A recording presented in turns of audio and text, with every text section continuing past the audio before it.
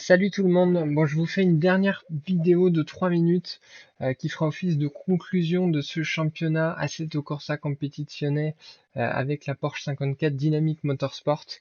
Donc je m'arrête là au bout de cette manche après cette course de Spa. Donc comme vous le voyez là, ce que je vous avais expliqué en vidéo d'intro, c'est que je voulais faire dimanche pour suivre à peu près le calendrier Blancpain GT Challenge officiel. Et en fait, bon, il y a plusieurs choses qui ne sont pas trop bien allées, comme vous l'avez entendu au cours des différentes vidéos. Le niveau de l'IA, pas exactement ce que je voulais.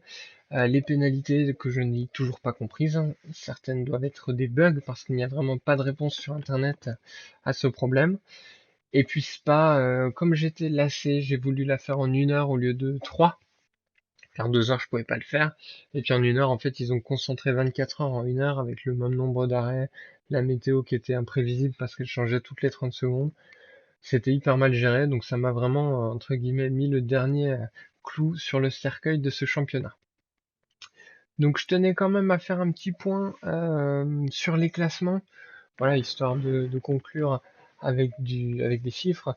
Donc si je prends le classement général Endurance Pure Sprint, il en atterrit après Spa, donc avant le retrait de Dynamic Motorsport de la compétition, à la deuxième position avec 102 points. Donc juste derrière le Black Falcon, les fameux avec la Mercedes Dossard 4, 104 points et demi. Troisième position du SMP, donc c'est assez exceptionnel parce qu'ils ont couru qu'en endurance, donc on verra ça après. Quatrième position, Lamborghini GRT Grasser numéro 63. Cinquième position, Ferrari encore, Rinaldi Racing 333, avec qui on a pas mal bataillé sur de la course sprint notamment. Et d'ailleurs, je vais sur le classement sprint, donc ils sont là par contre au premier, Rinaldi Racing, devant la Lamborghini 563, qu'on a bataillé un petit peu aussi sur Misano notamment. Le Black Falcon est troisième, donc vraiment des résultats excellents en endurance comme en sprint. GRT quatrième, donc là petit clin d'œil, on a une équipe française qui fait le top 5 avec la Mercedes AKSP numéro 88. Juste devant nous, Dynamic Motorsport sixième avec 27 points. Ah oui, il y a égalité, pardon, j'avais pas fait attention. Alors, si on prend juste l'endurance, c'est ce que je disais, SMP sur Ferrari, intouchable, 84 points. Nous, on fait P2, donc sachant qu'il y a la victoire à Spa, pas très méritée comme vous l'avez vu, mais qui rentre là-dedans, donc il me fait marquer pas mal de points. Black Falcon P3, donc encore une fois la régularité. P4, Raw Racing, Porsche 911. Ils ont juste participé à Spa, donc ils ont engrangé des gros points, comme la 999, juste en dessous.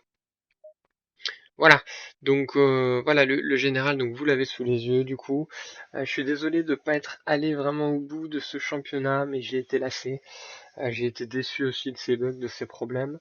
Et puis je vais m'orienter sur un autre projet que je vais essayer de faire un petit peu plus attractif pour vous à regarder. Donc il y aura peut-être pas de live par contre, hein, même si je ferai probablement des lives pour d'autres choses.